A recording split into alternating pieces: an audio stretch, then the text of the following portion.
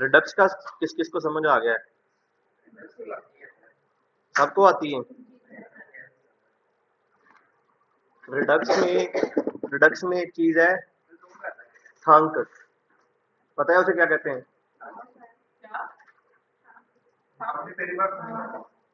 मैंने भी पहली दफे सुना है, क्वेश्चन किया है मुझसे उन्होंने। मैं कह रहा हूँ शायद आप लोगों को आता हो।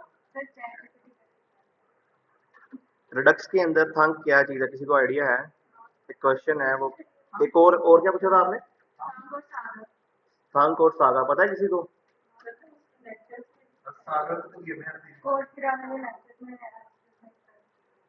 हम्म, इनमें से एक चीज का मुझे आइडिया है, दूसरी का मुझे आइडिया नहीं है। वो देख लेते हैं चैट जीपीटी से, तो वो क्या है, क्योंकि मैंने वो कभी यूज नहीं किया। मे भी कोई मेथड हो, डिफरेंट मेथड रहते हैं ना। थंक थंक कहते हैं कि जब आपने अपने फ्रंट एंड से बैक एंड को रिक्वेस्ट भेजनी है, यानी फ्रंट एंड ने, जैसे हमने आरटी के क्यूरी मैंने आपको पढ़ाई है ना, रिडक्स टूल किट क्यूरी। अगर हम आरटी के नहीं पढ़ते ना, तो आरटी के की ही शॉर्ट फॉर्म बनती है वो। उसमें हम थंक को यूज करते हैं। थंक इस मकसद से यूज किया जाता है कि जब भी आप अपने फ्रंट एंड से कोई एक्स्ट्रा रिक्वेस्ट सेंड करोगे, तो उस एक्स्ट्रा रिक्वेस्ट के अंदर आपने अपने फ्रंट एंड को छोड़ के बैक एंड की तरफ जाना है, और बैक एंड से जो रिस्पॉन्स आना है ना, वो ये थंक हैंडल करेगा उसको। ठीक है, यानी कि आप समझ लें कि ऐसी रिक्वेस्ट जो आप अपने जो फ्रंट एंड का प्रोजेक्ट है उसमें से किसी आउटर सोर्स की तरफ कोई रिक्वेस्ट सेंड करते हो ना, तो वो थंक हैंडल करता है। मिडलवेयर कह लें इसको। मैं अगर आप लोगों को यहाँ पे दिखाऊं कि हमने जब आरटी की क्यूरी की है ना, तो उसमें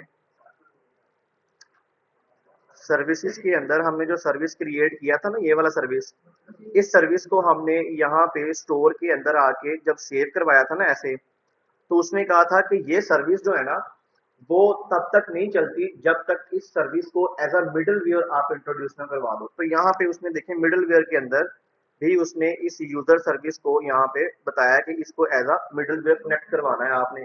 तो इसका मतलब भी यही है कि जैसे वो थंक है ना, अगर वो थंक यूज करोगे तो वो भी एज अ मिडल वेयर अपने फ्रंट एंड को इंटीग्रेट करवाएगा आपके बैक एंड के साथ। अगर आप वो यूज करोगे तो वो भी यही सिनेरियो बन जाता है तकरीबन। वो एक फंक्शन बनता है, रिटर्न फंक्शन नहीं होता वो भी, आपको एक रिडक्स की एक फाइल क्रिएट करना पड़ती है। उसी में आपने उसको, जैसे मैंने सर्विसेज बोला है ना, आप उसको थंक सर्विस बोल सकते हैं, यानी कि कोई भी सर्विस होगी वो सर्विस ही। आप जैसे यूजर सर्विस में मैं आरटीके लिख रहा हूँ, आपने वहां पे आरटीके नहीं लिखना, आपने वहां पे वो वाला काम हम इस स्लाइस के अंदर ही कर लेते होते हैं। ठीक है, ये जो यूजर स्लाइस है ना, इसके अंदर आके, अब ये जो यूजर स्लाइस है हमने किस लिए क्रिएट किया था, ताकि जितने भी यूजर्स के डाटा या टोकन वगैरह हैं वो हम इसमें सेव करवा रहे हैं, सही है ना। अब वो जो थंक है ना, वो थंक हम इस तरह यूज करते हैं यहाँ पे कि यहाँ पे एक फंक्शन बनाऊंगा मैं, कॉन्स्ट। इस फंक्शन का नाम क्या है कि हमने इससे साइन अप करवाना है, तो हम इसको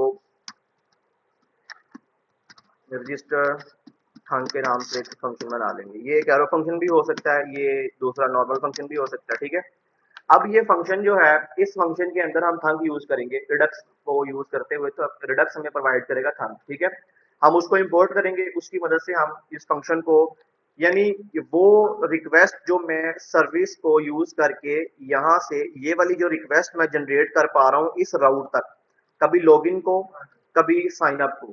ठीक है, ये वाली रिक्वेस्ट आपने इस स्लाइस के अंदर आके इस फंक्शन में डिफाइन करनी है। जब ये फंक्शन चलेगा, ये एज अ थंक आपके फ्रंट एंड को इंटीग्रेट करवा देगा आपके बैक एंड के साथ। इसके और भी मेथड्स हैं। ठीक है, एक थंक है, एक आरटीके क्यूरी है, एक फेच का मेथड है, एक एनजीओज है। इसके अलावा भी 4-5 मेथड हैं, तो जिस तरह भी जिसको अच्छा लगता है वो यूज कर लेते हैं। लेकिन ये वाला मेथड जो है ये भी इजी है, लेकिन इसमें फिर क्या होगा, जब आपको यहाँ पे रिस्पॉन्स आ जाएगा ना, देखो आरटीके क्यूरी क्या है, आरटीके क्यूरी में मैंने ये सर्विस यूज किया हुआ है। इस सर्विस को जब मैंने कॉल करना है, ये मेरी पूरी की पूरी सर्विस मैंने किसी पेज पे कॉल करनी है। जैसे कल हमने साइन अप और लॉगिन के पेज पे कॉल की थी, अगर मैं आप लोगों को यहाँ से दिखाऊं, ये हमारे पास लॉगिन का पेज है, तो हमारे पास जो सर्विस थी वो मैंने यहाँ पे ये कॉल की हुई है। सबको पता है ना इस चीज का, यूजर लॉगिन म्यूटेशन। म्यूटेशन और क्यूरी दो ही चीजें हैं। म्यूटेशन का भी यूज करते हैं जब हमारे पास डाटा है, हमने वो डाटा बैकएंड तक लेके जाना है, तो उसके लिए हमने म्यूटेशन यूज करना है, और अगर हम डाटा डेटाबेस से गेट कर ले हैं या फिर सर्वर हमें डाटा दे रहा है तो हम उसके लिए क्यूरी यूज करते हैं। तो ये वाली म्यूटेशन या सर्विस जब मैं कॉल करता हूँ ना, तो मुझे इसी के अंदर एक रिस्पॉन्स मिलता है, ये वाला रिस्पॉन्स। इस रिस्पॉन्स में कल हमने देखा था मैं क्या मिल रहा था, is error, is loading, is success, फिर उसके बाद डाटा। डाटा को जब खोलते हैं, डाटा के अंदर मैसेज पड़ा होता है जो आप बैकएंड से सेंड किया है, उसके अंदर टोकन पड़ा हो सकता है, उसके अंदर यूजर की डिटेल पड़ी हो सकती है। तो ये वाला जो काम है ये इसी के अंदर मुझे मिल गया। लेकिन जब आप ये वाली जो स्लाइस के अंदर जिसको आप एज अ थंब यूज करोगे, उसमें जो ये वाला हमारा फंक्शन होगा स्लाइस के अंदर, इस फंक्शन को यहाँ पर जब हम कॉल करेंगे, यहाँ से एक एपीआई हिट होगी, वो एपीआई जब पीछे से इंटीग्रेट होके फुलफिल्ड हो जाएगी, अब आपको एक रिस्पॉन्स आएगा। अब आपने उस रिस्पॉन्स को मैनेज करने के लिए यहाँ पर जैसे हमने रिड्यूसर बनाया ना, ये रिड्यूसर हमने क्यों बनाए थे, क्योंकि इन रिड्यूसर्स के अंदर पड़े हुए हैं एक्शन। ये एक्शन कब यूज करते हैं, जब आपने कंपोनेंट में से डाटा थ्रो करना है फ्रॉम थ्रू जो है वो रिडक्स करना है टू रिडक्स। यानी आपने कंपोनेंट में से डाटा लिया और आपने रिडक्स को यानी स्टोर को भेज दिया, यानी स्लाइस की तरफ भेज दिया। तो आप कैसे भेजते हैं, कंपोनेंट में से एक एक्शन को डिस्पैच करवाते हैं, वो डाटा लेके उस स्लाइस के पास या उस स्टोर के पास चला जाता है। ठीक है। अब ये जो रिड्यूसर है ना, ये नॉर्मल रिड्यूसर्स कहलाते हैं, यानी प्रोजेक्ट के अंदर काम करते हैं। कंपोनेंट से डाटा लिया, स्लाइस को दे दिया। अब डाटा कहां से आ रहा है, बैकएंड से आ रहा है। यानी अगर मैं ये वाली सर्विस कॉल करूंगा तो डाटा कहां से आएगा इसमें, यानी एक एपीआई हिट होगी, वो एपीआई सर्वर पे जाएगी, सर्वर डाटाबेस में से डाटा लेगा, वो डाटा आएगा। अब वो वाला डाटा जो है वो मैं इन रिड्यूसर्स के थ्रू जो है वो कंट्रोल नहीं करूंगा। ठीक है। तो इसके लिए हमें यहाँ पर नीचे इस रिड्यूसर के बाहर, जब रिड्यूसर की ये वाली ब्रैकेट खत्म होगी, तो हमें यहाँ पर एक्स्ट्रा रिड्यूसर्स बनाने पड़ेंगे। उसका नाम ही ये है, एक्स्ट्रा रिड्यूसर। ठीक है। उसके अंदर हम इसका जो डाटा है वो हैंडल करेंगे। बात समझ आ गई है, वो एक अलग कंसेप्ट है, ये एक अलग कंसेप्ट है। तो आपकी दोनों आपकी चॉइस है, आपको ये अच्छा लगता है आप ये यूज कर लो, आपको वो अच्छा लगता है आप वो यूज कर लो। इसके अलावा एक्सियोज है, उसके बाद फेच मेथड है, उसके अलावा और भी दो तीन क्यूरीज हैं जिनको यूज करके आप from front end to back end response ले सकते हैं। ठीक है। और सागा मेरे ख्याल से कोई डाटा को मैनेज करने का कोई मेथड है, मैंने यूज नहीं किया फिल वक्त उसको। अभी चैट जीपीटी या गूगल करके देख लेते हैं वो क्या है। ये एक्स्ट्रा चीजें होती हैं, मतलब कि आपके कह लो कि डिफरेंट लोग डिफरेंट डिफरेंट अप्रोच यूज कर रहे होते हैं। अब मैंने कभी सागा यूज नहीं किया, लेकिन मैंने सुना था, एक दफा मैंने प्रोजेक्ट में देखा भी था ये, मतलब लगा हुआ कोड किसी का ना, तो मुझे उसका इतना आइडिया नहीं है कि वो किस लिए यूज किया जाता है। देख लेते हैं वो भी, मैंने कभी यूज नहीं किया, बस देख लेते हैं कि क्या है। अगर किसी और पर्पज के लिए हुआ, मे भी उसका अल्टरनेटिव मैं यूज कर रहा हूँ, तो वो मे भी हमारे कोड के अंदर एग्जिस्ट करता हूँ, पता चलेगा सारा किस पर्पज के लिए यूज किया गया है।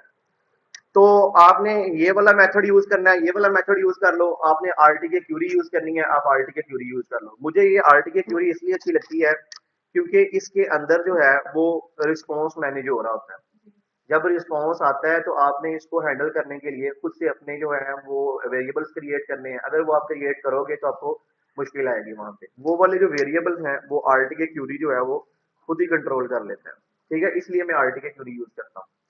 तो यहाँ पर कल जब हमने देखा कि आरटीके चला के हमने साइन अप भी किया, लॉगिन भी किया, उसमें जो भी रिस्पॉन्स आया वो मुझे रिस्पॉन्स मिलता गया कहाँ पर, जिस कंपोनेंट में मैं उस क्यूरी को यूज करता था। अगर मैंने लॉगिन के पेज पे यूज किया है तो मुझे पता है मुझे इसमें रिस्पॉन्स आ जाएगा, मुझे कहीं पे जाने की जरूरत नहीं है, मैंने इसी में से रिस्पॉन्स उठाना है और उसके अकॉर्डिंग मैंने उसको कंडीशन में बाइंड कर देना। ठीक है। तो हमने ये वाला काम कंप्लीट कर लिया हुआ है जिसमें हमारे पास एक लॉगिन है और एक साइन अप है। ठीक है। अभी ये लॉग्ड इन है तो हमें इसको लॉग आउट करवाने के लिए क्या करना पड़ेगा, उसका टोकन जो है वो खत्म करना पड़ेगा। इसलिए देखिए मैं लॉगिन पे क्लिक करता हूँ तो मैं कहाँ पे हूँ, अभी भी प्रोडक्ट पेज पे हूँ, तो लॉगिन पेज पे नहीं जा सकते। अच्छा, हमने करना क्या है, मैं कहता हूँ आप लोगों ने मुझे एक कंडीशन लगवानी है, मैंने आप लोगों से लगवानी है आज। कल मैंने लगाई थी ना, आज आप लोगों ने कंडीशन लगानी है, बड़ी इजी कंडीशन है। मैं कहता हूं कि जब हम लोग साइन लॉगिन कर चुके हैं, यानी ये एडमिन लॉगिन कर चुका है, तो उसको ये वाली जो नेविगेशन बार या ये वाला जो हेडर है ये नजर ही ना आए। उसको एक और लोगो, एक और हेडर नजर आए जिसमें वो वाले लिंक्स पड़े हों, जिसमें एक्चुअल में उसने लॉगिन करने के बाद जिस जगह पे जाना था और वो चीज उसको मिलनी थी। लॉगिन करने से पहले उसको ये वाली चीजें नजर ना आए। आप उसने लॉगिन कर लिया है ना, तो उसको उस हेडर के अंदर ना तो साइन अप दिखे ना लॉगिन दिखे, उसमें उसको एक बटन दिखे। कौन सा, लॉग आउट वाला। ठीक है ना। अब उसको अगर ये वाले बटन दिखेंगे ही नहीं तो डेफिनेटली ना वो क्लिक कर सकता है ना वो इन पे नेविगेट कर सकता है। तो उसके पास एक ही बटन है लॉग आउट, उसने लॉग आउट पे क्लिक करना है और लॉग आउट करना है तो फिर उसमें वापस आ जाना है। ये वाली कंडीशंस लगाने के लिए आपने सोचना ही है कि ये कंडीशन लगेगी किस जगह पे। ये कंपोनेंट्स ऑलरेडी बना पड़ा है, ये कंपोनेंट ऑलरेडी बना पड़ा है आपका। ये कौन सा कंपोनेंट है? हेडर का कंपोनेंट है। हेडर के कंपोनेंट में आपने दो चीजें करनी है, कंडीशन लगानी है। अगर कंडीशन ट्रू है तो हाँ, टोकन की बेस पे आपने ये वाले हेडर्स जो है वो रेंडर करवाने हैं। अगर तो टोकन नहीं है तो ये वाला हेडर चलेगा क्योंकि उसने लॉगिन साइन अप करना है। अगर टोकन आ गया है तो ये वाला हेडर रिमूव, नेक्स्ट हेडर आएगा जिसमें 4-5 लिंक्स होंगे और एक साइड पे एक बटन पड़ा होगा जिसको लॉग आउट बोलेंगे। लॉग आउट पे क्लिक करेगा। अब वो जो मैं टोकन रिमूव कर रहा था लोकल स्टोरेज में से बाय उसको क्लिक करके डिलीट करके वो हम बटन से क्लिक करेंगे ताकि हम उसको लॉग आउट कर पाए।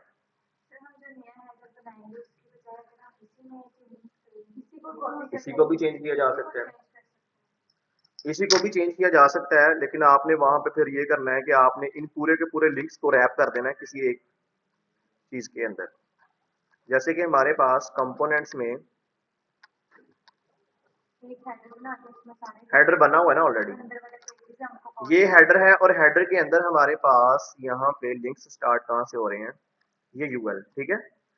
इस यूएल को हमने चेंज करना है, इस यूएल को हमने चेंज करना है, यानी पूरी लिस्ट की जगह पे एक नई लिस्ट आनी चाहिए। समझ गए हो? अगर मैं इसको रिमूव कर देता हूं तो हमें क्या दिखता है वहां पे?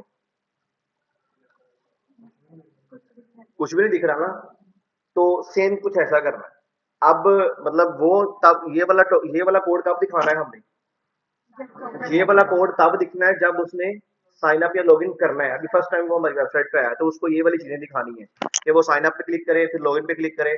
अगर उसने ये वाला काम कर लिया है तो अब उसको ये वाला जो यूएल है वो नहीं दिखाना। तो उसकी जगह पे फिर क्या करना पड़ेगा?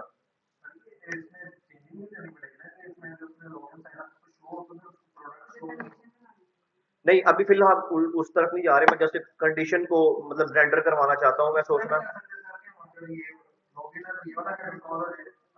हाँ, मैंने वही तो कहा है सबसे पहले कि आप हेडर चेंज करो, लेकिन इन्होंने कहा है कि हेडर नहीं चेंज करना। अगर हेडर नहीं चेंज करना तो हेडर में से देखो, हेडर क्या है? हेडर के अंदर एक लोगो है, तो ये लोगो जब आप सेकंड कोई चीज दूसरा हेडर जब प्रिंट करवाओगे तो उसमें तो भी यही लोगो आएगा कि आपकी वेबसाइट का लोगो बदल जाएगा? लोगो तो सेम ही रहना है ना। तो इसलिए ये वाली चीज सेम है, ये वाली ना छोड़ो। ये वाली जो चीजें है ना, ये लिंक्स ये वाले चेंज होने हैं। तो इनका जो उस हेडर के अंदर पोर्शन है ना कोड वाला, वही चेंज कर देते हैं। हेडर यही रहेगा, कंडीशन लग जाएगी उस पोर्शन के ऊपर। अगर ये कंडीशन है तो ये वाले लिंक्स आ जाए, अगर ये कंडीशन नहीं है तो वो वाले लिंक्स आ जाए। इफ एल्स वाला काम है, ठीक है। बजाय ये कि पूरा पूरा हेडर रेंडर हो जिसमें दोबारा same images same style render हो रहा हो, एक ही हेडर होगा। जस्ट जो कोड है लिंक्स हैं उनको चेंज कर देते हैं। कंडीशन लगाने के लिए फिर क्या करना पड़ेगा? कंडीशन किस बेस पे लगेगी कोई बताएगा? टोकन की बेस पे लगेगी। टोकन को कहां से गेट करना है हमने? मैंने कल टोकन कहां से गेट किया था? टोकन कहां पड़ा हुआ है? लोकल स्टोरेज में। लेकिन लोकल स्टोरेज से मैं फिर कहां पे ले रहा हूं टोकन?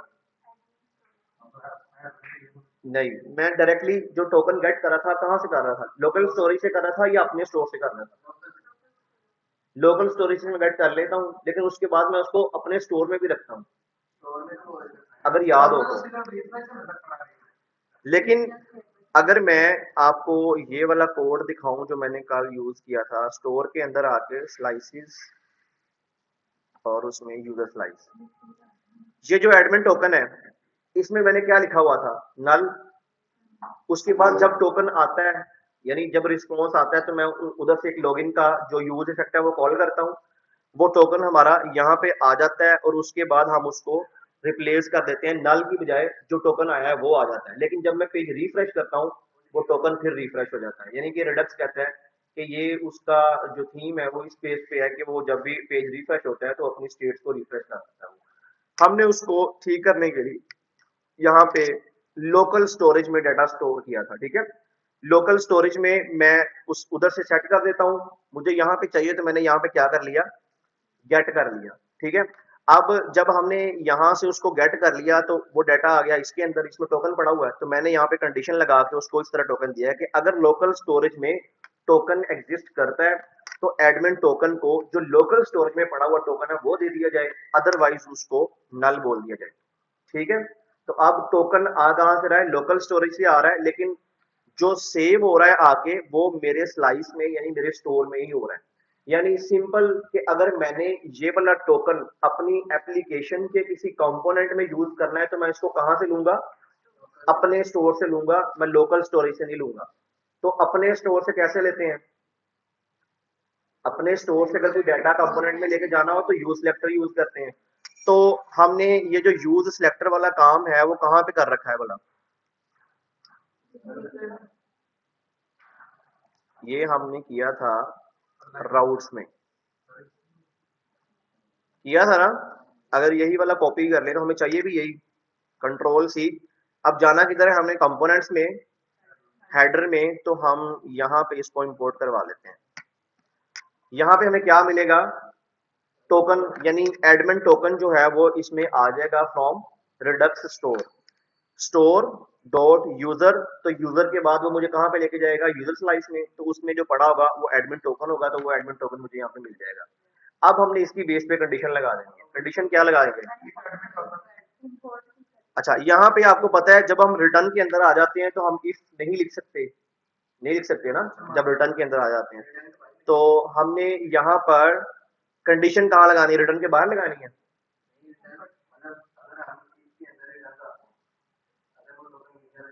हाँ, वो इसके अंदर रिटर्न रखेंगे तो फिर आपको ये वाली चीजें भी रखनी पड़ेंगी, वो एक डिफरेंट सा स्ट्रक्चर बन जाएगा। कुछ कोड आपका उस इससे चल रहा होगा, कुछ कोड आपका यहाँ से चल रहा होगा, तो उससे बेटर ये है कि आप जो कंडीशन है उसको भी इसी के अंदर लगा दो। तो उसको इसके अंदर लगाने के लिए हमारे पास टर्नरी ऑपरेटर था, इसका जो अल्टरनेटिव था।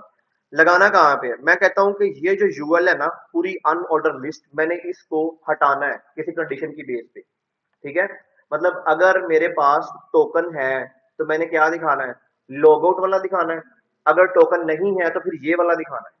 तो यहाँ पे हम कंडीशन लगाते हैं। अब हमारे पास कंडीशन ये है कि मैं कहता हूं ये जो एडमिन टोकन है ना ये हमने यूज करना है। अगर ये एडमिन टोकन हमारे पास एग्जिस्ट करता है तो हमने क्या करना है, हमने यहाँ पे दिखा देना है लॉग आउट, और अदरवाइज हमने क्या दिखाना है उसको, लॉगिन, यही दिखाना है ना। अब अगर एडमिन टोकन में टोकन पड़ा होगा तो उसको यहाँ पे क्या नजर आएगा, लॉग आउट, क्योंकि वो लॉग इन कर चुका है इसलिए उसके पास टोकन है, तो अब उसको पास जो साइन इन और लॉगिन की रिक्वेस्ट जो है वो जनरेट नहीं करवानी हमने, तो उसको वो लिंक्स भी नहीं दिखाने। अब हमने एडमिन टोकन जो है उसकी बेस पे कंडीशन लगा दी कि अगर ये ट्रू है तो ये वाला पार्ट चलेगा, अगर ये फॉल्स है तो ये वाला पार्ट चलेगा। ठीक है, तो यहाँ पे हमारे पास क्या आ रहा है अभी, लॉग आउट आ रहा है। ये हम सिर्फ चेक करने के लिए लगा रहे हैं कि ये कंडीशन सही कर रही है ये काम या नहीं। लॉग आउट क्यों आ रहा है, क्योंकि अब उसने लॉग इन कर रखा है, तो इसका मतलब ये है कि ये वाला पार्ट जो है वो अब चल रहा है, ऐसा ही है ना। अब ये वाला पार्ट नहीं चल रहा, तो अगर मैं ये वाली सारी की सारी कंडीशन से उठा के कंट्रोल एक्स करके इसकी जगह पे रख दूंगा तो सही होगा,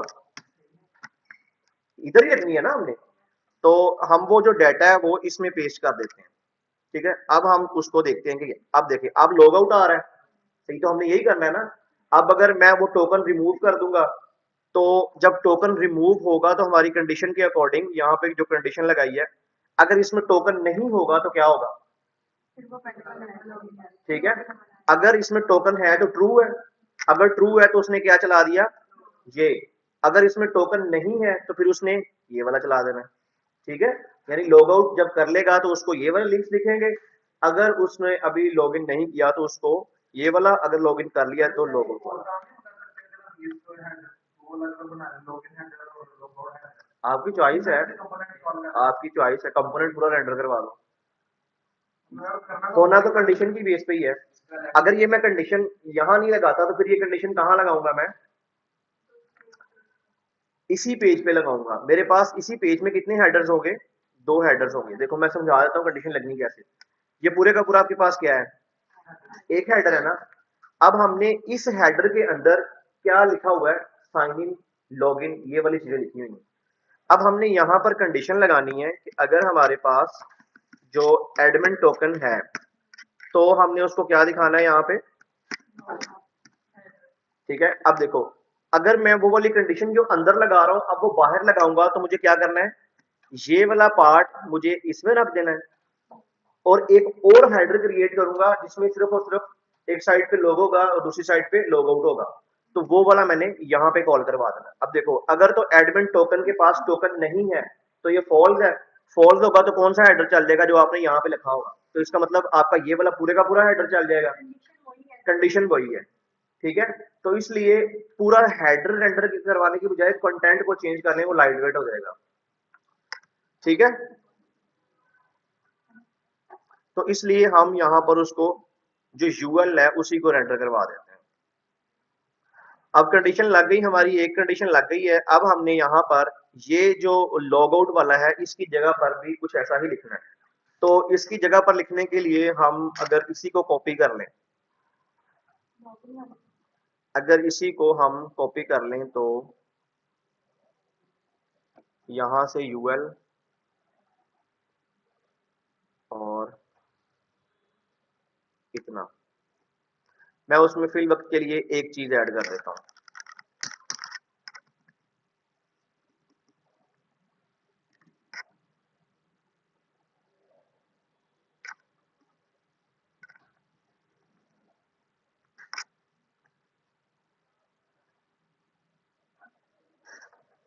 यहाँ पे कंडीशन लगी, एडमिन टोकन के पास अगर टोकन है, अगर ये कंडीशन ट्रू है तो यहाँ से लेके यहाँ तक ये वाला पार्ट चलाना है उसमें, ठीक है। तो इसमें हमने उसे क्या दिखाना है कि यहाँ पर जो ये वाला लिंक है ये कौन सा लिंक होगा, अब ये लॉगआउट का लिंक होगा। अब उसको लॉगआउट दिखेगा।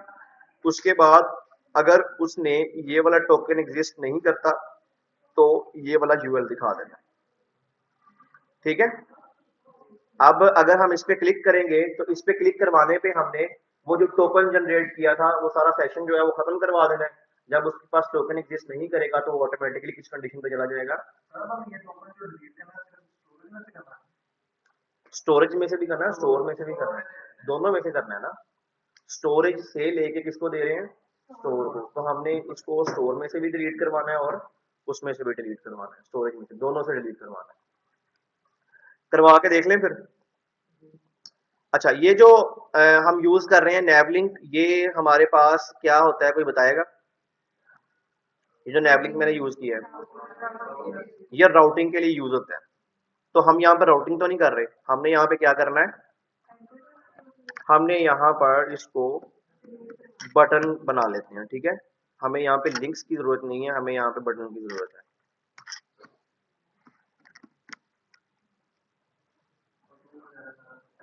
क्या, इस बटन पे हमने क्लिक करना है। जब इस बटन पे क्लिक होगा तो एक रिक्वेस्ट जनरेट करवानी है हमने। तो बटन पे क्लिक करने के लिए हम क्या करते हैं, एक इवेंट चलाते हैं जो कि रिएक्ट का अपना इवेंट है। उस इवेंट का नाम क्या है, ऑन क्लिक। मैं कहता हूं जब ये ऑन क्लिक चलेगा तो इसने क्या करवाना है, मेरा एक फंक्शन जो है वो कॉल करवाना है। उस फंक्शन का नाम हम लिख लेते हैं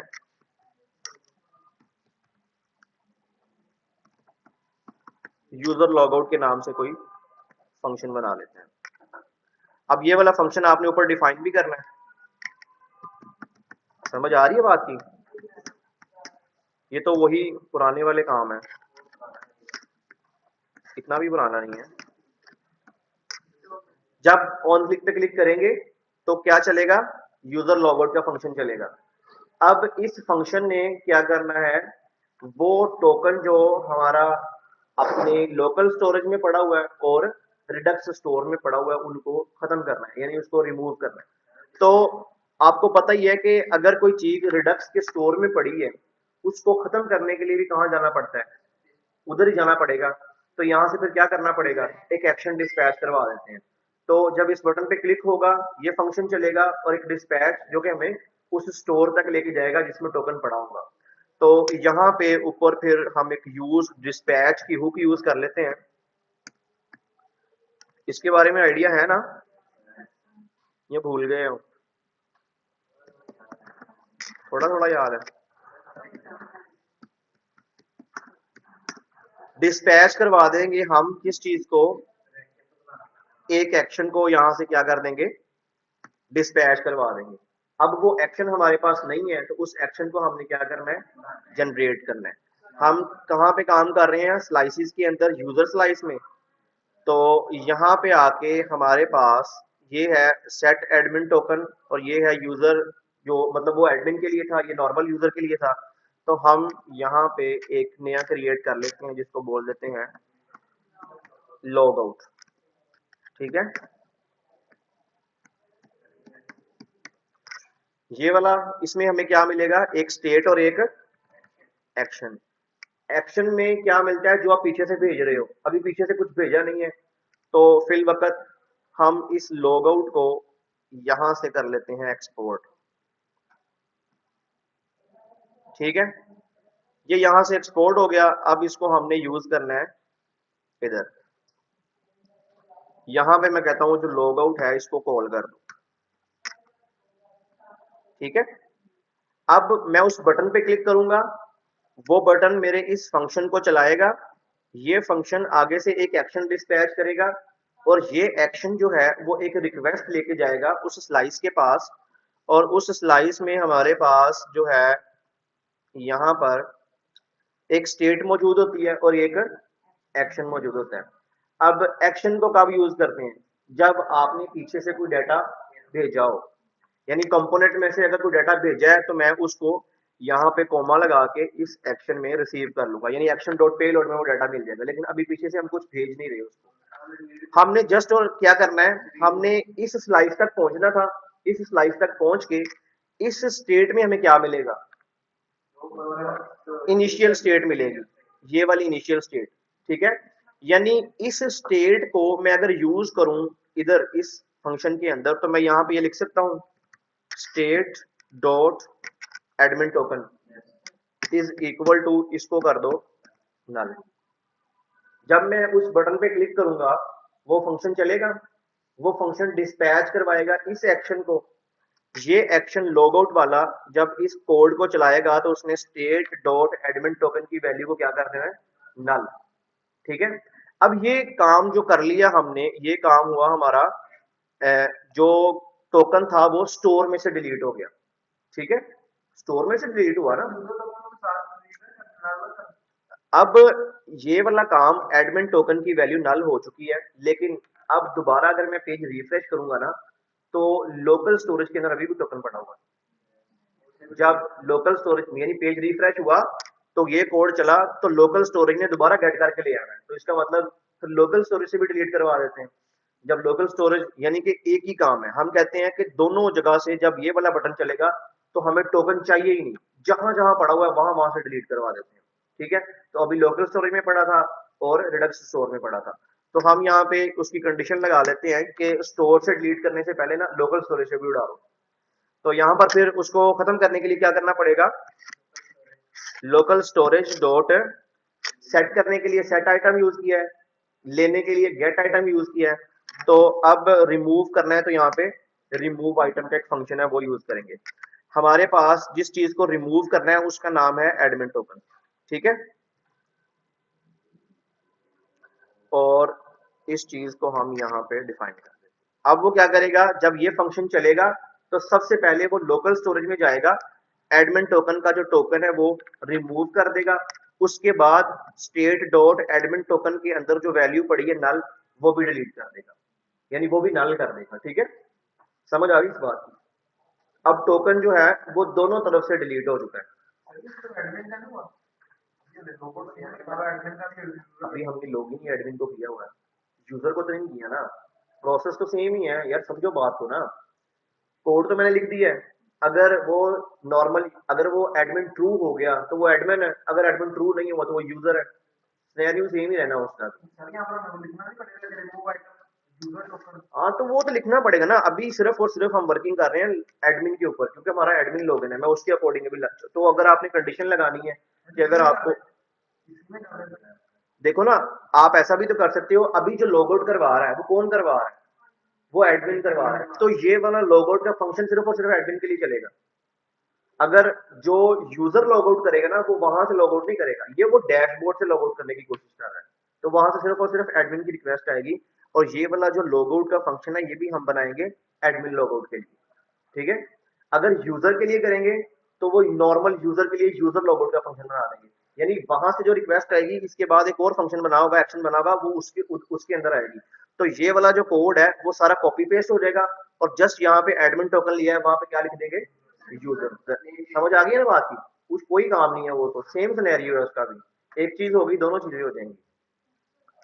तो हमने क्या करना है, बटन क्लिक करने पे स्टेट को यहाँ पे रिफ्रेश करवाना है, स्टेट में से डाटा निकाल दिया हमने, और उससे पहले हमने लोकल स्टोरेज में से भी वो जो डाटा है वो रिमूव कर दें, ठीक है। तो अब हम लॉग आउट पे क्लिक करके चेक कर लेते हैं, उससे पहले हमें एक एरर मिल रहा है। एरर क्या है, यूजर स्लाइस के अंदर वो कह रहा है user data is defined but never used.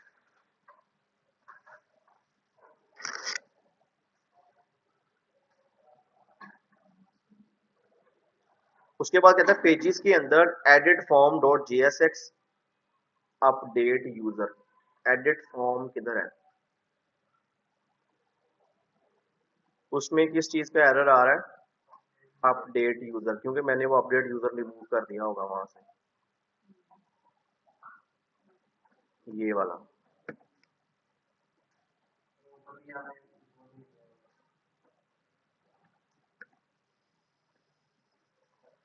अब नीचे जहां पे अपडेट यूजर लिखा है वो वाला,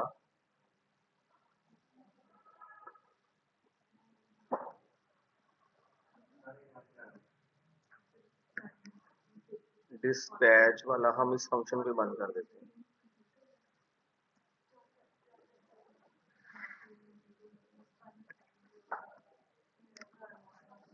नीचे यहाँ पे हमारे पास यूजर डाटा भी पड़ा होगा, वैल्यू के अंदर पड़ा होगा।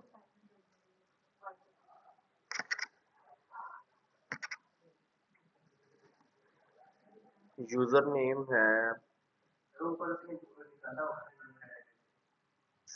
यूजर डाटा,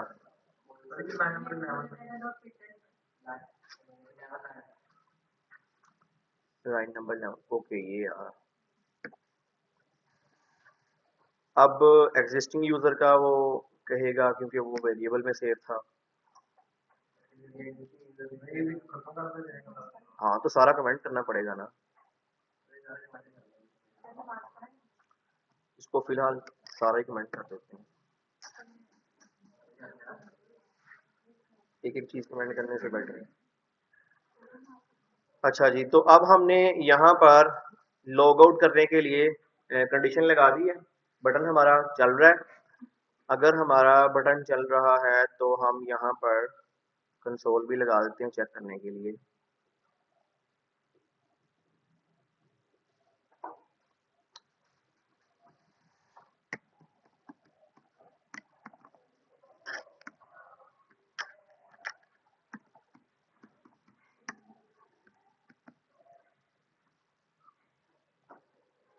अच्छा, लॉग आउट करने पे अब क्या होना चाहिए, ये जो टोकन है ये यहाँ से डिलीट होना चाहिए, और स्टोर से भी डिलीट होना चाहिए। अगर डिलीट हो जाए तो ये कंडीशंस जो है वो ऑटोमेटिकली वर्क करनी चाहिए। तो यहाँ पे क्लिक करते हैं, ठीक है, यहाँ से वो डिलीट हो गया है, तो वो ऑटोमेटिकली कहाँ पे आ गया, यहाँ पे। अब हमने दोबारा उसको करना है लॉगिन, तो लॉगिन करने के लिए हमारे पास ये वाली ईमेल है, पासवर्ड लगा लेते हैं।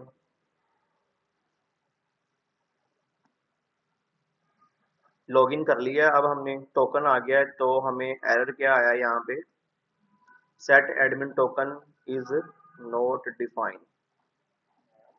ये क्या है, ये हमारा एक एक्शन है। सेट एडमिन टोकन कहाँ पे है, ये हमारा कोई एक्शन है, ये सेट एडमिन टोकन एरर किस पेज पे आ रहा है,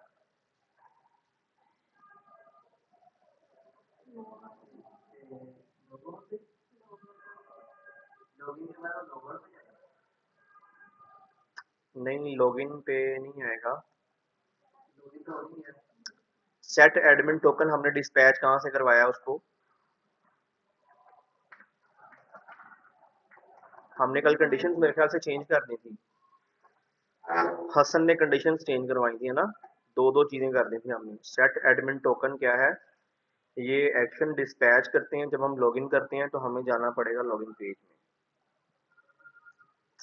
में। लॉगिन पेज के अंदर हम कॉल करते हैं किसको?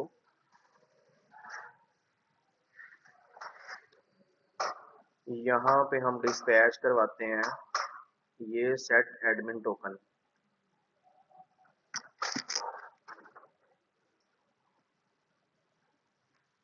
इंपोर्ट था ऊपर मेरे ख्याल से ये,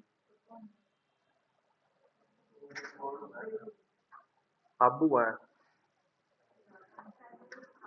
सेट यूजर टोकन भी है ऊपर, तो एरर तो बनता ही नहीं फिर इसका।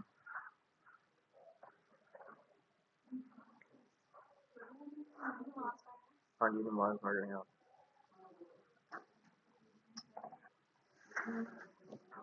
तो हमारा जो सिनेरियो है वो लॉगिन लॉग आउट वाला, वो तकरीबन कंप्लीट है कि हम जब लॉगिन करवाएंगे तो हमने, अब आपकी चॉइस है, आपने डैशबोर्ड क्रिएट करना है, यूजर को डैशबोर्ड पे लेके जाना है, वहां पे उसको आपने लॉग आउट या जो भी दिखाना है। जैसे यहाँ पे हमें आ रहा है, तो अब मैं यहाँ पे लॉग आउट पे क्लिक करता हूँ, तो अब टोकन भी खत्म हो गया है और वो लॉग आउट भी हो गया है। अब उसके बाद जब लॉग आउट करेगा तो आपने इससे भी पहले उसे किसी और पेज पे लेके जाना है, या जिस भी पेज पे आपने लेके जाना है वो आपने नेविगेट ही करना है, तो आपने उसकी नेविगेशन में बता देना है उसको। ठीक है, तो ये वाला हमारा फ्लो जो है वो कंप्लीट है। अब लॉगिन और साइन अप वाला आपने यूजर्स के लिए क्रिएट करना है। आप कर लेंगे या नहीं करेंगे? कंडीशंस वही लगनी है, सारा कुछ वही है, लेकिन आपने वीकेंड में एक काम करके आना है सब लोगों ने। वो काम क्या करना है? आपने यही वाला प्रोजेक्ट कॉपी करना है, चैटजीपीटी नहीं करना। आपकी असाइनमेंट थोड़ी सी मैं उधर लेके जा रहा हूँ जो प्रोजेक्ट में काम करते हैं। जैसे मैं यहाँ पे साइन अप करता हूँ ना, तो साइन अप करने के बाद जब लॉगिन हो जाता है, लॉगिन करने के बाद मैं उसको कहाँ पे लेके जाता हूँ? प्रोडक्ट के पेज पे। आपने जो अपना अब नया प्रोजेक्ट क्रिएट करना है, जो आपका ऑलरेडी क्रिएटेड है, उसमें आपने करना ये है कि आपने उसमें ये वाले सारे लिंक्स खत्म कर देने हैं। ठीक है, आपने इस साइट पे दो लिंक शो करवाने हैं, साइन अप एंड लॉगिन। ये कोई लिंक शो नहीं करवाना आपने। ठीक है, उसने सबसे पहले साइन अप करना है। अगर वो लॉगिन करने जाएगा तो आपको पता ही है कि उसको फिर वो हमने एरर हैंडल किए हुए हैं बैकएंड से। अब आपने उसमें से एक एक्स्ट्रा चीज करनी है, अगर हो गई ठीक, नहीं तो मैं कर दूंगा। जब आपने साइन अप करने से पहले उसे लॉगिन करवाना है ना, जब वो लॉगिन पे क्लिक करेगा, अभी अज्यूम करें कि वो साइन अप नहीं है, जब वो लॉगिन करेगा तो आपको पता है इसमें से एक एरर आना है। क्या एरर आना है? वो हमने वो कोड हैंडल किया हुआ है पीछे। हाँ, वो कोड ये है कि जब वो लॉगिन करने आएगा तो उसने रिकॉर्ड चेक करना है डेटाबेस में से, तो उसको डेटाबेस में से रिकॉर्ड मिलना ही नहीं है। ठीक है ना? जब उसको डेटाबेस में रिकॉर्ड नहीं मिलना तो उसने क्या कहना है? Please log in first. अब ये जो मैसेज है ना, ये एज अ रिस्पॉन्स आएगा आपको पीछे से। ठीक है, आपको जब आपने ये लॉगिन पे क्लिक करना है ना, इस लॉगिन पे क्लिक करना है, तो आपको पता है लॉगिन का जो पेज है, ये लॉगिन का पेज, और जहां पर ये म्यूटेशन कॉल हो रही है वहां पे ये वाली म्यूटेशन, यहाँ पर आपको रिस्पॉन्स आएगा। अगर सक्सेस होता है तो भी इधर रिस्पॉन्स आएगा, अगर रिजेक्ट होता है तो भी इधर रिस्पॉन्स आएगा। ठीक है, अब आपने पीछे से, अगर मैं बैकएंड दिखाऊं आपको, तो हमने पीछे से उसको एक मैसेज सेंड किया हुआ है। लॉगिन को खोलें तो जब हमारे पास ये वाला यूजर एग्जिस्ट करेगा तो हम उसे कहेंगे लॉगिन करवाओ, अगर नहीं करेगा तो हम उसको क्या बोलेंगे? ये वाला एल्स चलाओ। तो उस एल्स में हमने क्या भेजा हुआ है? रिस्पॉन्स। रिटर्न में क्या भेजा हुआ? Response dot status. इस स्टेटस को आप 400 बोल दो, क्योंकि ये 200 नहीं होगा, एरर है। अब उसमें आपने क्या बोला? Please sign up first. अब ये रिस्पॉन्स आपको मिलेगा, इस रिस्पॉन्स के अंदर जो फ्रंट एंड में ये रिस्पॉन्स है, जब हम लॉगिन करते हैं तभी रिस्पॉन्स में क्या मिलता है? डेटा। डाटे में क्या पड़ा हुआ है? टोकन, यूजर, वो मैसेज। मैसेज कौन सा? जो हमने यहाँ पर उसको भेजा हुआ है, ये वाला। दो चीजें भेजते हैं ना, हम उसको एक मैसेज भेजते हैं, admin login successfully.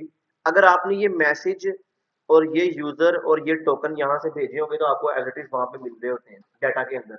Response dot data dot message करोगे तो ये मिल जाएगा, response dot data dot user करोगे तो ये मिल जाएगा। Response dot data dot token करोगे तो ये मिल जाएगा जो हमने वहां पे किया हुआ है ऑलरेडी। ये देखें response dot data dot token, और ये देखें response dot data dot user dot and. ठीक है, तो ये मैंने उधर से ही निकाले हैं।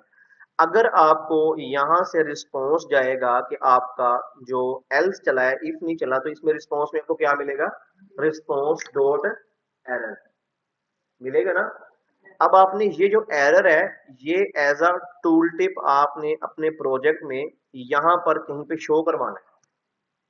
ठीक है, यहाँ पर जो अगर एरर है तो वो रेड कलर में, यानी यहां से आपने जैसे आपको मिलती है ना वो tool tip, you log in successfully या कोई एरर आ जाता है, तो उसके ऊपर राइट साइड से, लेफ्ट साइड से या ऊपर से या सेंटर पे एक बार आती है, अलर्ट मैसेज आता है कि आपका ये एरर आया या सक्सेस हो गया। हाँ, कुछ सेकंड के लिए आ जाता है जो, उसके बाद खुद ही खत्म हो जाता है, 5 सेकंड के लिए लगा लो वो। हम्म, तो आपने वो वाला जो है वो यहाँ पे शो करवाना है कि जब आपको लॉगिन करवाएं। अब मैं फर्स्ट टाइम लॉगिन करने लगा हूँ, मैं अगर इसका जो डाटा है वो डिलीट कर देता हूँ डेटाबेस में से, तो एडमिन डिलीट हो गया, साइन अप नहीं रहेगा ना अब। अगर मैं फर्स्ट टाइम आके लॉगिन करूंगा तो मेरी ये वाली जो एल्स है ना वो चल जाएगी। ठीक है, क्योंकि इफ में इफ कब चलेगा, जब उसने ये वाला यूजर फाइंड कर लेना है। ये यूजर अगर फाइंड हुआ डेटाबेस में से, इफ अगर यूजर है तो ये सारी इफ चलनी है, तो ये इफ हमारे पास यहां तक है। अब उसको यूजर फाइंड नहीं होगा ना तो क्या चलेगी, एल्स चलेगी। एल्स में उसे क्या मिलना है, ये एरर। अब मुझे रिस्पॉन्स जाएगा, लेकिन रिस्पॉन्स में क्या मिलेगा, डाटा नहीं मिलेगा, अब एरर मिलेगा जो मैंने यहाँ पे भेजा हुआ रिस्पॉन्स डॉट एरर। मे भी डाटा मिल जाए, हाँ may be response dot data मिले और डाटा में एरर पड़ा हो, यानी डाटा में एक्चुअल डाटा ना आया हो, डाटा में एरर आ गया हो, तो आपने वो डाटा में से एरर निकाल लेना। मे बी डाटा ना मिले, आपको डायरेक्ट एरर मिल जाए, क्योंकि वो डाटा नहीं है ना। ऐसा भी पॉसिबल है कि डाटा मिले लेकिन जब आप डाटा खोलो तो उसमें एक्चुअल डाटा ना हो। एक्चुअल डाटा क्या होगा, एक मैसेज, एक यूजर, एक टोकन, जब लॉगिन करोगे। अगर लॉगिन नहीं हुआ तो फिर क्या करोगे, अगर डाटा मिलता है तो आपने क्या करना है, response dot data dot error, क्योंकि उसमें एरर ही पड़े होंगे। जब आपका ये वाला एरर आ जाएगा तो आपको ये वाली स्ट्रिंग मिल जाएगी, प्लीज साइन अप फर्स्ट।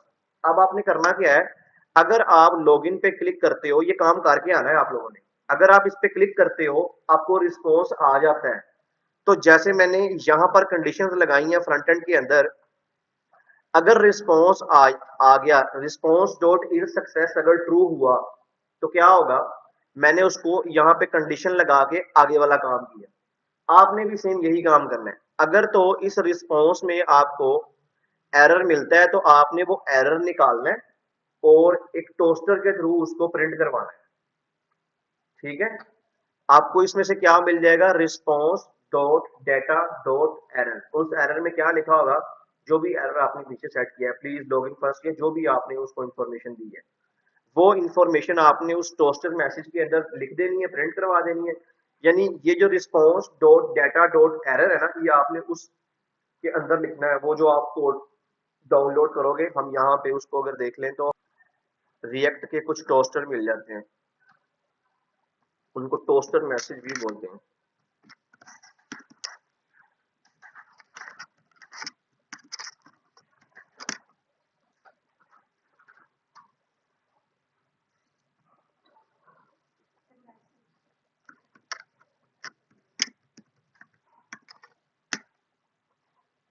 कुछ इस तरह का सर्च कर लेते हैं। ये बूटस्ट्रैप दे रहा है आपको, ये रिएक्ट टॉस्टिफाई भी यूज कर सकते हैं। जैसे ये आया ना नीचे आपको नजर आ रहा है, ये इस तरह का होगा।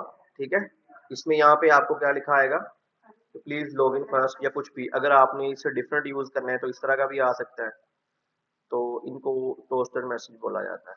ठीक है, अगर हम ये वाली रिएक्ट वाली देखें तो ये वाली मेरे ख्याल से ज्यादा इजी रहेगी।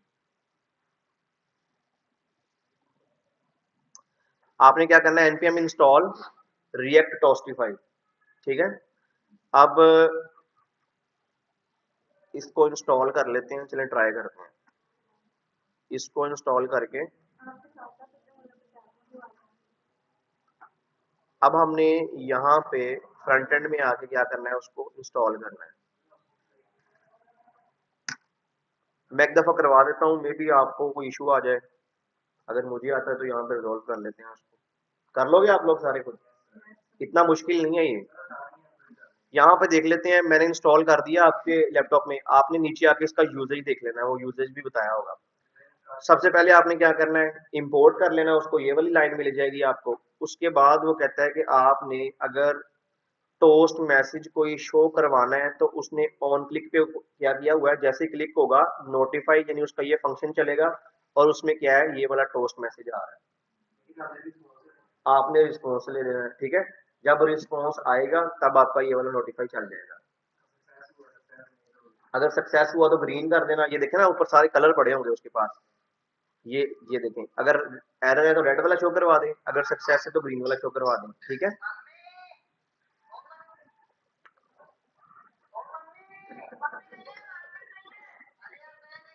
ये कौन है?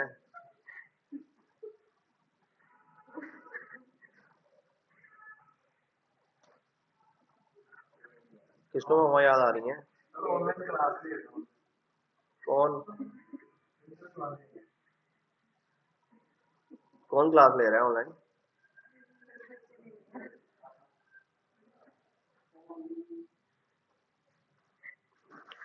अच्छा, अगर ये वाला आपसे नहीं भी होता ना, तो इसका हल ये है कि आपने इंस्टॉल करना है npm इंस्टॉल टोस्टिफाई।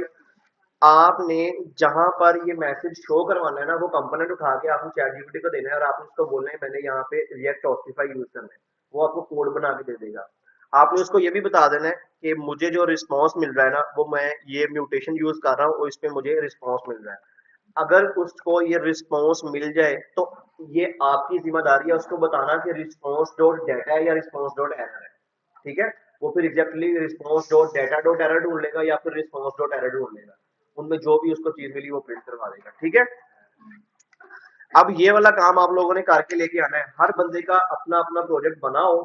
आपने एक प्रोजेक्ट क्रिएट करना है जिसमें फर्स्ट ऑफ ऑल यहाँ पे दो लिंक्स होंगे, साइन अप लॉगिन वाले। ठीक है, जब वो, और आपने उसको एज अ एडमिन लॉगिन करवाना है। जब एडमिन लॉगिन करेगा तो आपने डैशबोर्ड क्रिएट करना है, यानी कि सिंपल सा डैशबोर्ड, कुछ भी नहीं है। डैशबोर्ड लाइक कैसे, एक पेज बनाना है आपने, उस पेज के अंदर एक नया नेविगेशन होगा ये वाला, और साइड पे एक साइड बार बनी होगी। ठीक है, वो चैट जीपीटी से बनवा लें, कोई वो जो रेडीमेड यूआई है वहां का यूआई उठा लें। आपने क्या करना है, जैसे ही लॉगिन पे क्लिक हो, ये कहां पे जाए, डैशबोर्ड, यानी डैशबोर्ड के अंदर किसी पेज पे ना जाए, प्रोडक्ट पे ना, डैशबोर्ड का फोल्डर बना के आपने उसमें डैशबोर्ड डॉट जीएफएक्स के नाम से फाइल बना लेनी है। वो डैशबोर्ड की फाइल होगी कि अब जब आप लॉगिन पे क्लिक करोगे तो आपने नेक्स्ट नेविगेट कहां पे करना है, डैशबोर्ड में, अगर आप एडमिन हो तो। ठीक है, अब उसमें क्या होगा, एक नेविगेशन होगी और यहाँ पे साइड बार होगा। नेविगेशन में आपने कुछ नहीं दिखाना, नेविगेशन में सेम आपका लोगो होगा, और राइट साइड पे यहाँ पे एक लोगो दिखाना है आपने। इस साइड पे आपने 3 से 4 लिंक्स बनाने हैं, यानी पेजेस बना लेने हैं। प्रोडक्ट पेज बना लेना है, और ऑर्डर्स पेज बना लेना है, यानी इस तरह के 3 4 सेल्स पेज बना लेना है। इस तरह के पेज बना लेने हैं जिनको आपने नेविगेशन करवानी, नेविगेट बटन नहीं लगाने। बटन क्या होते हैं, ऑन क्लिक, लेकिन नेविगेशन क्या होती है, क्लिक करो पेज चेंज हो जाए। ठीक है, तो आपने यहाँ पे एक साइड बार बनानी है जिसके अंदर लिंक्स होंगे। मैं बटन, मैं प्रोडक्ट पे क्लिक करूंगा तो फिर मैं डैशबोर्ड के अंदर प्रोडक्ट्स पेज पे जाऊंगा। अगर मैं कलेक्शन पे क्लिक करूंगा तो मैं डैशबोर्ड के अंदर कलेक्शन पेज पे जाऊंगा। ठीक है, तो उसका राउट फिर कैसे बनेगा, राउट के अंदर आके आपने उसको मैनेज भी करना है। मैनेज करने के लिए आपने यहाँ पे एक राउट क्रिएट करना है। सबसे पहले यहाँ पे एक राउट होगा जिसका नाम है डैशबोर्ड। अब अगर लॉगिन करते हो तो लॉगिन करने के फौरन बाद आपने उसको इस राउट पे मूव करवा देना है, डैशबोर्ड पे। तो यहां पर फिर आपका कौन सा कंपोनेंट चलेगा, डैशबोर्ड का कंपोनेंट चलेगा। उस कंपोनेंट में आपने क्या बनाया होगा, एक साइड बार और एक नेविगेशन बार। ठीक है, अब उसको जब ये इस पेज पे आ जाएगा, इस पेज में अंदर आपने फिर जब साइड बार भी बनाई होगी कंपोनेंट एक, ठीक है, वो साइड बार कंपोनेंट के अंदर आपने लिंक्स शो करवाने हैं, प्रोडक्ट्स, ऑर्डर, इस तरह की चीजें। जब मैं प्रोडक्ट्स पे क्लिक करूं तो मैं प्रोडक्ट के पेज पे जाऊं, तो आपको यहाँ पर जैसे मैंने प्रोडक्ट पेज बनाया है ना, ऐसे आपने प्रोडक्ट पेज बना लेना है। उसके बाद नीचे होगा ऑर्डर, आपने सेम ऑर्डर्स का भी एक पेज बना लेना। यानी मैं बटन पे क्लिक करूं तो उसके बाद मैं डैशबोर्ड के अंदर से उस पेज पे जाऊं, तो आपने उसकी हायरार्की इस तरह सेट करनी है जैसे कि मैं यहाँ पर डैशबोर्ड में से प्रोडक्ट पेज पे जाने लगा हूं, तो मैं क्लिक कहां से करूंगा, डैशबोर्ड में पहुंच चुका हूं। डैशबोर्ड में पहुंचने के बाद मैंने प्रोडक्ट पे क्लिक किया, तो इसका मतलब मैं कहां पे हूं, सबसे पहले मैं डैशबोर्ड पे था, फिर डैशबोर्ड के अंदर मैं आगे उससे एक और राउट आगे चला गया। तो उसका फिर लिंक आप कैसे बनाओगे, यहां पर प्रोडक्ट्स ऐसे, ठीक है। यानी जब आप प्रोडक्ट पे क्लिक करोगे तो उसके पीछे डैशबोर्ड भी लिखा आएगा, इसका मतलब होगा आप डैशबोर्ड के अंदर प्रोडक्ट्स के राउट पे हो, ठीक है। अगर उसके बाद आपने ऑर्डर्स क्रिएट करने हैं तो आपने डैशबोर्ड स्लैश ऑर्डर्स क्रिएट करना है, डैशबोर्ड स्लैश सेल्स क्रिएट करना है, ताकि डैशबोर्ड के अंदर ये वाले पेज, ठीक है। और ये वाले सारे क्या होंगे, प्राइवेट होंगे। ये वाले सारे जितने भी आप राउट क्रिएट करोगे उनको आपने प्राइवेट के अंदर इस तरह कॉल कर देना है, ये सारे प्रोटेक्टेड हो जाएंगे, तब चलेंगे, अदरवाइज नहीं चलेंगे। उसके बाद जो साइन अप और लॉगिन वाले होंगे उन दोनों को आपने कहाँ रख देना है, पब्लिक के अंदर। ये मैंने अभी से आपको बता दिया, ये तो मुश्किल ही नहीं है, ठीक है। अब बन जाएगा ये सिनेरियो। अगर ये वाला सिनेरियो बन गया फिर हम नेक्स्ट टाइम नेक्स्ट क्लास से उसी को आगे लेके, उसी डैशबोर्ड को आगे लेके हम प्रोडक्ट जो आपने साइड बार क्रिएट की होगी ना, यहाँ पे हम इस पे क्लिक करेंगे प्रोडक्ट, तो एक प्रोडक्ट का पेज खुल जाएगा, उसमें एक फॉर्म बना लेंगे। उस फॉर्म में प्रोडक्ट का टाइटल, प्रोडक्ट की इमेजेस, प्रोडक्ट की प्राइस, जो भी डिस्क्रिप्शन वगैरह सारा, यानी एक प्रोडक्ट को जनरेट करने के लिए क्या क्या चीजें चाहिए होती है। फिर हम बटन, जैसे मैं लॉगिन पे क्लिक करता हूँ ना, मैं यहाँ पे क्लिक करूंगा ऐड प्रोडक्ट, इस पे क्लिक करेंगे, वो प्रोडक्ट हमने डेटाबेस में ऐड करवानी। यहां से ऐड की, मैं कहाँ पे काम कर रहा हूँ, डैशबोर्ड पे। एक ऐसा पेज बना लेंगे, होम पेज या कोई ऐसा पेज जिसपे हम लाइव को शो, इधर से मैं ऐड करूंगा, जैसे ही ऐड किया हम होम पेज पे गए, इधर से ऐड हुई होगी वहां पे शो हो रही होगी, इधर से ऐड हुई होगी वहां से शो। रियल वर्ल्ड में ऐसे ही काम हो रहा होता है, डैशबोर्ड से चीजें ऐड कर रहे होते हो, जो डैशबोर्ड का एडमिन चीजें ऐड करता है लोकल यूजर्स को, वो फौरन से दिखाई भी देती है, ठीक है। शॉपिफाई नॉर्मल जिस तरह सारी वेबसाइट एक ही तरह काम करती हैं, शॉपिफाई हो, वर्डप्रेस हो, कस्टम आपकी वेबसाइट हो, जो भी हो, उसका यही सीन होता है। डैशबोर्ड से चीजें ऐड की गई है, आपको एक किसी पेज पे शो होनी चाहिए। ये नहीं है कि आप आज ऐड कर दिए तो उसको कल को शो करवाना है या थोड़ी देर बाद शो करवाना है। वो स्पेसिफिक कंडीशंस की बेस पे होता है, जब आपने प्री ऑर्डर या कोई सेल वाला काम करना हो कि उसको रोक दें इस चीज को, ताकि उतनी देर के बाद वो ऑटोमेटिकली लाइव हो जाए, वो कंडीशन बेस्ड काम करना पड़ता है। ये वाला काम कर लेंगे फिर। अगर ये वाला काम आपने किया तो फिर मैं यहाँ से नेक्स्ट उसको लेके चलूंगा। अगर आपने ये वाला काम नहीं किया फिर मैं इसलिए कह रहा हूँ क्योंकि मैं जब इसको यहाँ पे बैठा